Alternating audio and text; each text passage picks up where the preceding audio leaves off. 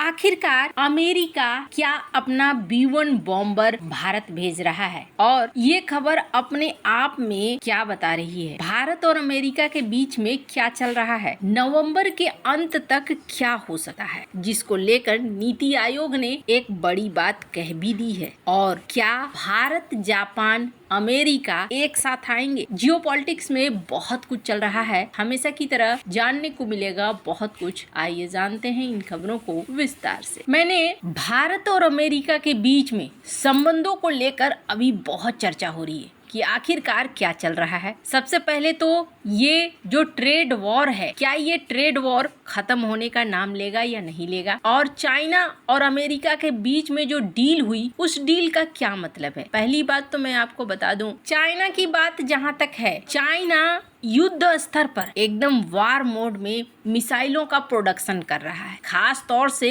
बीते 5 साल में चीन ने मिसाइल बनाने का काम कई गुना बढ़ा दिया है। साल 2020 से चीन ने अपने मिसाइल प्रोडक्शन सेंटर का कई गुना तेजी से विस्तार किया है, ऐसा कहा जाता है। ये विस्तार अमेरिका और उसके सहयोगियों के लिए एक चुनौती है। खास करके कहा जा रहा है कि चाइना प्लान कर रहा है कि ताइवान से टकराव की स्थिति में क्या होगा। वहीं ये जो कदम है, ये कदम भारत के लिए भी चिंता बढ़ा रहा है और साथ ही साथ अमेरिका के लिए भी चिंता बढ़ा रहा है। चीन की बढ़ी हुई मिसाइल क्षमता का फायदा किसे मिल सकता है? पाकिस्तान को मिल सकता है, जो भारत के लिए परेशानी खड़ी करने के लिए जाना जाता है। CNN की कुछ रिपोर्ट्स आई है जिसमें यह कहा गया कि चीन से कुछ सैटेलाइट तस्वीरें सामने आई है और उसमें चीन के सीक्रेट मिसाइल विस्तार का खुलासा है। रिपोर्ट बताती है कि अभी चीन के पास रॉकेट फोर्स और डिफेंस प्रोडक्शन से जुड़े 136 केंद्र है। 60% से ज्यादा सेंटर का पिछले 5 सालों में बड़े पैमाने पर विस्तार हुआ है। ये भी कहा जाता है कि नए फैक्ट्री टावर, बंकर, परीक्षण सेंटर, ये सब कुछ देखने को मिल रहे हैं। कहा जा रहा है कि कुछ सैटेलाइट तस्वीरों में तो मिसाइलों के पुर्जे भी बाहर रखे हुए दिखे हैं। साल 2020 से 2025 के बीच में कई तरह के निर्माण स्थल बनाए गए हैं। करीब 20 लाख वर्ग मीटर तक प्रोडक्शन सेंटर बनाया गया है। अब यहाँ कहा जा रहा है कि चीन महाशक्ति बनने की दिशा में एक निर्णायक कदम उठा रहा है। कई देशों में नए हथियारों की दौड़ दिख रही है, लेकिन चीन अपने दौड़ को पहले ही पूरी कर चुका है और चीन फिलहाल मैराथन की तैयारी कर रहा है। शी जिनपिंग ने साल 2012 में सत्ता संभालने के बाद से PLA को वर्ल्ड लेवल का फोर्स बनाने की बात कही थी। शुरू से ये बात सभी जानते हैं। रॉकेट फोर्स को चाइना का रणनीतिक कवच और राष्ट्रीय सुरक्षा के नींव के तौर पर देखा जाता है। हाल के सालों में बहुत ज्यादा ध्यान दिया है चाइना ने इस तरफ और उन्हें और ज्यादा मजबूत करने के लिए। चीन के परमाणु और बैलिस्टिक मिसाइल कार्यक्रमों का सेंटर अमेरिका के खिलाफ एक निवारक और ताइवान पर तैयारी के रूप में देखा जा रहा है। बहुत सारे लोग इस बात को कहते भी हैं कि ताइवान के बाद हो सकता है भारत का नंबर हो। 2027 ताइवान हो तो 2030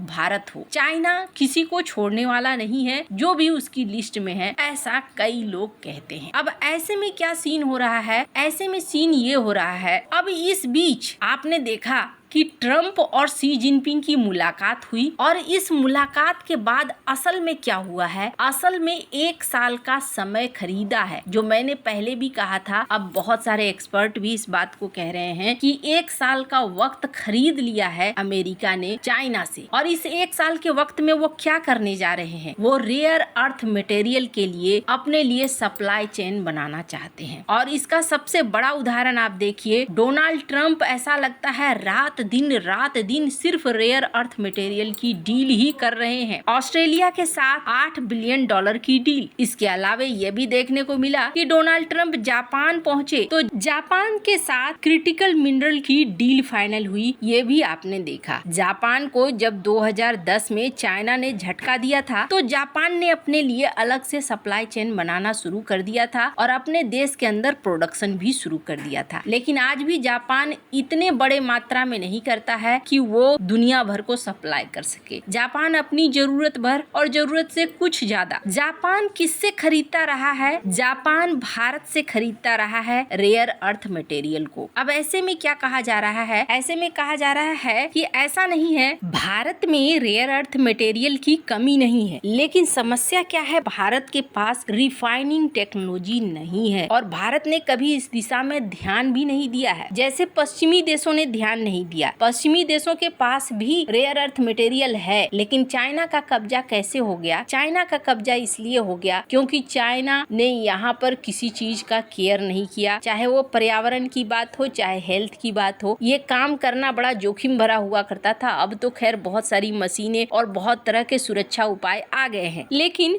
उस जमाने में अब जाकर ये देखने को मिल रहा है कि हर देश इधर एक्टिव हो रहे हैं। पहले वेस्टर्न देश भी इस तरीके के काम को गंदा काम मानते थे और उधर नहीं जाते थे, लेकिन आज यही चीज एक हथियार के रूप में आ गई है। तो कहा जा रहा है कि जापान, अमेरिका और भारत, ये तीनों एक चेन में आ सकते हैं। बहुत सारे लोग कहेंगे भारत का तो नाम ही नहीं ले रहा है अमेरिका। नहीं, भारत का नाम ले रहा है अमेरिका। आपको याद होगा बेसेंट ने क्या कहा था? इन्होंने कहा था कि चाइना ने एक ऐसा खेल खेल दिया है, चाइना ने अलर्ट मोड में डाल दिया है और दुनिया के देश अब तैयार हो रहे हैं इस क्षेत्र में। हम अपने सहयोगियों के साथ, भारत के साथ तैयार हो रहे हैं। मतलब यहाँ ये है कि भारत पिक्चर से गायब नहीं हुआ है, भारत पिक्चर में है। और दूसरी बड़ी चीज क्या देखने को मिल रही है, नीति आयोग का एक निर्णय आया है जिसमें ये कहा जा रहा है कि नवंबर के अंत तक व्यापार डील फाइनल हो सकती है। जहाँ एक तरफ ये व्यापार डील फाइनल होने की बात है, वहीं दूसरी तरफ एक खबर ने चौंका दिया है, स्क्रीन पर आप देख सकते हैं, जिसमें कहा जा रहा है कि अमेरिकी वायुसेना का B-1 लैंसर बॉम्बर भारत आ रहा है।